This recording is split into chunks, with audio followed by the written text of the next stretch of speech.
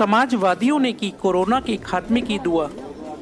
Samajwadi party के जिला उपाध्यक्ष संजीव कुमार सक्सेना के आकाशपुरम स्थित कैंप कार्यालय पर सर्वधर्म सभा का आयोजन किया गया, जिसमें सभी धर्मों के पुरोहितों ने अपनी अपनी धार्मिक पद्धति के अनुसार देश और प्रदेश से कोरोना की समाप्ति के लिए प्रार्थना की एवं जो लोग कोरोना वायरस से बीमार हैं उनके शीघ्र स्वस्थ होने के लिए भी प्रार्थना की। समाजवादी पार्टी की पूर्व सांसद श्रीमती डिंपल यादव और उनकी पत्नी के भी शीघ्र स्वस्थ होने की कामना की। देखिए, हिंदू, मुस्लिम, सिख, ईसाई सब हम लोग एक ही धर्म से जुड़े हुए हैं। पूरी देश, पूरा इंडिया, पूरा हिंदुस्तान, हम सब लोग एक होकर रहना है। और अगर कोई आपत्ति आती है तो हम लोग सब मिलकर अगर पूजा पाठ करते हैं तो उसका भी असर ऊपर वाले तक जाता है, अल्लाह तक जाता है, भगवान तक जाता है, यीशु तक जाता है ना। जितने भी धर्म गुरु हैं उनके थ्रू हम जो निवेदन कर रहे हैं कि कोरोना जैसी बीमारी को समाप्त करा जाए, और तो उस क्रम में ये आयोजन मेरे द्वारा किया गया है। मेरा दूसरा सवाल आपसे ये है कि हम जैसा अपने मुल्क के बारे में, देश के बारे में जानते हैं, वो यही है कि सब मिलके एक साथ चलते हैं, लेकिन अब थोड़े से हालात दूसरे नज़र आते हैं सियासी।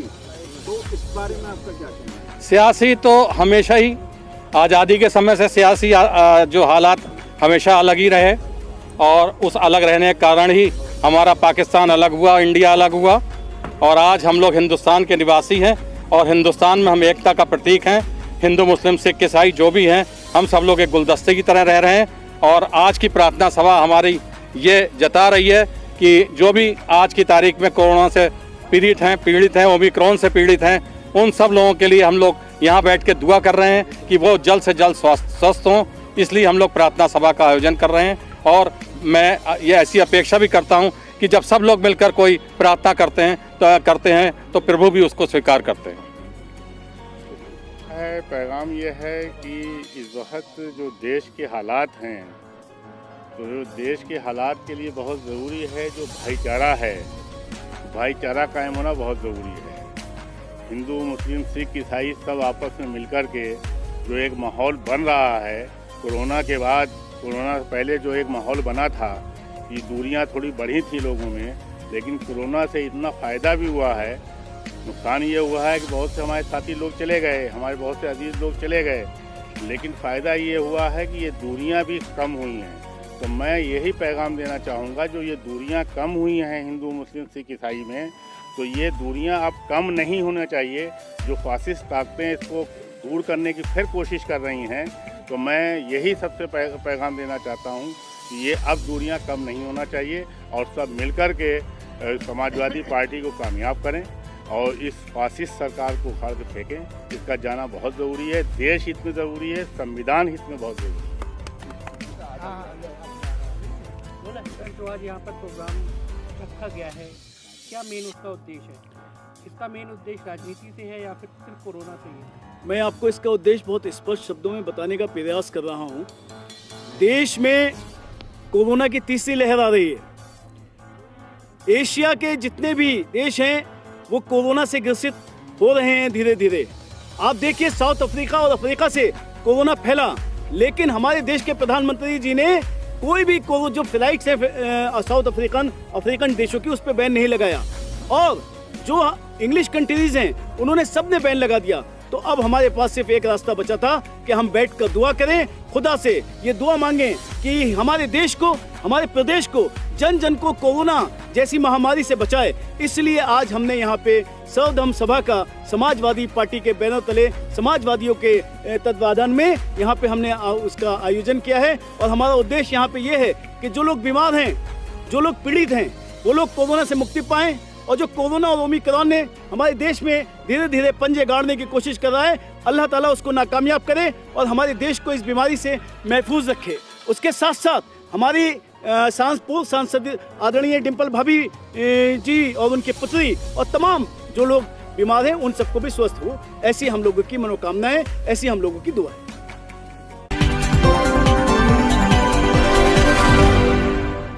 All India Allahabad bank retirees association जिंदाबाद जिंदाबाद जिंदाबाद।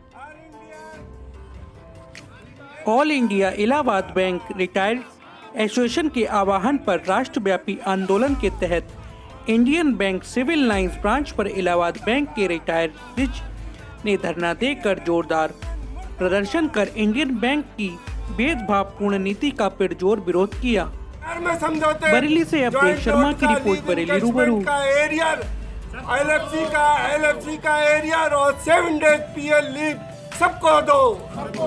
क्या नाम है आपका और क्या मांगे हैं आपकी और किस बैंक से आप कर्मचारी हैं? मैं गोपाल कृष्ण वर्मा प्रांतीय उपाध्यक्ष हूँ AIVRF स्टेट यूनिट का और अध्यक्ष हूँ, प्रांतीय अध्यक्ष हूँ Allahabad bank retirees association Uttar Pradesh का। हमारा जो है आज का धरना इंडियन बैंक मैनेजमेंट के खिलाफ है, क्योंकि 1/4/20 को जो मर्जर बैंकों के हुए, इंडियन बैंक में इलाहाबाद बैंक का मर्जर हुआ, उस समय मर्जर नीति में साफ जो है गवर्नमेंट ने घोषणा की थी कि जो HR पॉलिसी बेहतर होगी वो दोनों बैंकों में वो लागू होगी। और इलाहाबाद बैंक रिटायरीज जो कि अब इंडियन बैंक रिटायरीज हो गए, उन्हें स्टाफ वेलफेयर स्कीम से वंचित कर दिया गया। स्टाफ वेलफेयर स्कीम 3 चीज़ें मिलती हैं। मेडिकल इंश्योरेंस 2 लाख की आरोग्य बीमा, जिसमें कि लगभग 3,400 रुपये प्रीमियम जो है बैंक सब्सिडी देता है, हेल्थ चेकअप का देता है। और मेडिकल एड जो दवाइयों का खर्चा है उसे भी जो है 4,000 रुपये जो है वो सब्सिडी देता है। वो सब हम लोगों को नहीं दिया गया। और 1/4/20 से जो रिटायर हो रहे हैं उन्हें निरंतर दिया जा रहा है। इस प्रकार से हमारा आर्थिक रूप से शोषण किया जा रहा है। मेडिकल इंश्योरेंस स्कीम जो IVA की थी, वो जो लागू हुई, उसका प्रीमियम इतना ज़्यादा है, इस वजह से हमारे बुजुर्ग जिनकी पेंशन कम है वो मेडिकल इंश्योरेंस नहीं ले पा रहे हैं और इस बीमारी से पीड़ित हैं। मेरा ABRA का जो है डिमांड है कि स्टाफ वेलफेयर स्कीम सभी रिटायरीज को, चाहे वो इंडियन बैंक के हो चाहे वो इलाहाबाद बैंक के हो, सबको एक समान दर से, एक रेट से दी जाए। दूसरी हमारी डिमांड है कि 10वें बाईपार्टाइट का जो 2015 में लागू हुआ, उसका स्टैग्नेशन इंक्रीमेंट का नोशनल बेनिफिट हम लोगों को अभी तक इलाहाबाद बैंक रिटायरीज एसोसिएशन के जो मेंबर हैं, सदस्य हैं, उन्हें नहीं दिया गया है। उसे वो नोशनल बेनिफिट दिया जाए, पेंशन की बढ़ोतरी की जाए। और 11वें द्विपक्षीय समझौते जो अभी 20 में हुआ है 11/11 को, उसके भी जो है स्टैग्नेशन इंक्रीमेंट।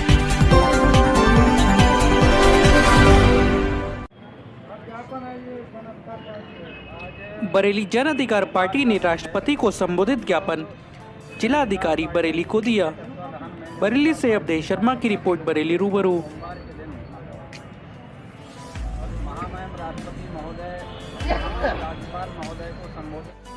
राष्ट्रीय संगठन मंत्री जन अधिकार पार्टी, ज्ञापन दे रहे हैं, क्या ये ज्ञापन हमारा जन अधिकार पार्टी के माध्यम से पूरे प्रदेश में हर सोमवार को, आज 80वां सोमवार है, ज्ञापन दिया जाता है। महामहिम राष्ट्रपति महोदय और महामहिम राज्यपाल महोदय को संबोधित ज्ञापन दिया जाता है, जिसमें सरकार के द्वारा जो जन विरोधी नीतियां हैं उनके खिलाफ ये ज्ञापन है।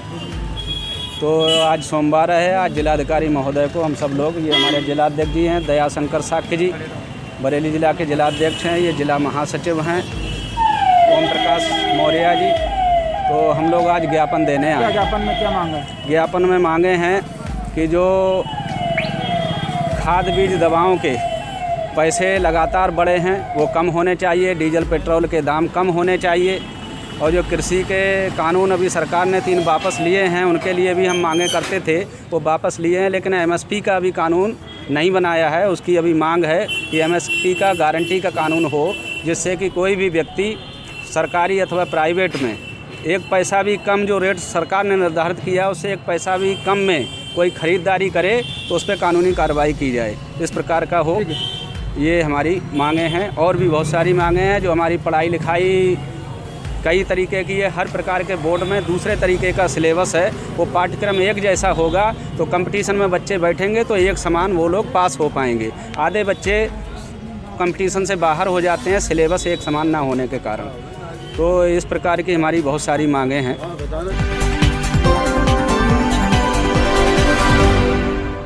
क्या नाम है आपका? मेरा नाम अनवार हुसैन है। कहाँ रहते हैं आप? नवाबगंज, थाना नवाबगंज। एसएसपी ऑफिस आए, क्या मामला पूरा? जी, मामला ये है कि सरकारी ज़मीन बंजर थी। ये डॉक्टर चेयरमैन पति ने दूसरे लोगों से मेरे हाथ ये बिकवा दी। मुझे जब पता लगा ये सरकारी है तो मैंने लेने से इनकार कर दिया। 1.5 लाख रुपये मेरा पहुंचा हुआ है और बाकी मैंने जब पैसा मांगा कि मैं नहीं लूँगा तो ये लोग दबंगई दिखा रहे हैं। वो कह रहे हैं वापस आपसे बाकी पैसा भी लेंगे वरना नवाबगंज में रहना दुश्वार कर देंगे और मारे जाएंगे आप और आपके बच्चे। थाने गए आप? हाँ, थाने गए। थाने में एक एप्लीकेशन दी थी, उसके बाद में वहाँ कुछ नहीं हुआ तो फिर हमने यहाँ पे शिकायत दी है। और एक बार झगड़ा भी इन लोगों ने करा। हमारा लड़का बैठा हुआ था प्लाट पे तो उन लोगों ने झगड़ा भी किया। क्या नाम है उनका? हाँ, अली अहमद नाम है और शकील अहमद नाम है और डॉक्टर ताहिर चेयरमैन पति के खास लोग हैं ये दबंगई कराते हैं। साहब से मिले जी, आश्वासन दिया है उन्होंने कार्रवाई का जी।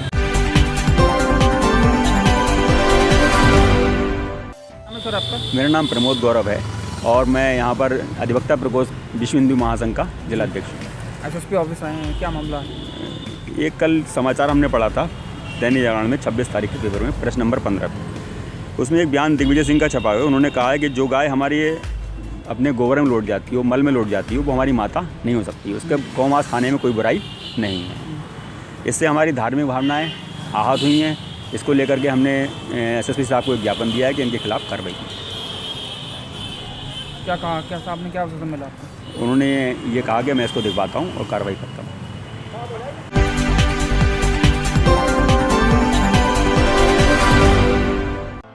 मेरा नाम मदन कुमार स्तोगी। कहाँ रहते हो? मुंडी नगर थाना बहेड़ी। क्या मामला है कप्तान ऑफिस साहब? मामला यही है कि सर हमें इंसाफ नहीं मिल रहा है। वहाँ चौकी पे हमने रिपोर्ट लगाई तो वहाँ से कोई सुनवाई हुई नहीं तो हम फिर यहाँ आए। किस मामले की रिपोर्ट लगाने गए थे? क्या मामला ये था कि हम चले गए थे पंजाब कमाने खाने, वहाँ से लौट के आए तो हमारे कमरे में से हमारी घरवाली के सारे जेवरात, सारे औजार और लगभग 1.5 लाख रुपए रखे थे वो सब गायब हैं। और लोगों से पूछ रहे हैं तो वो ये कह रहे हैं हमें कुछ नहीं पता है, तुम्हें जो करना है करो। चोरी की थी? हमारा लड़का है बड़ा और हमारे बड़े भाई हैं। मुंडिया नई बक्स बहेड़ी।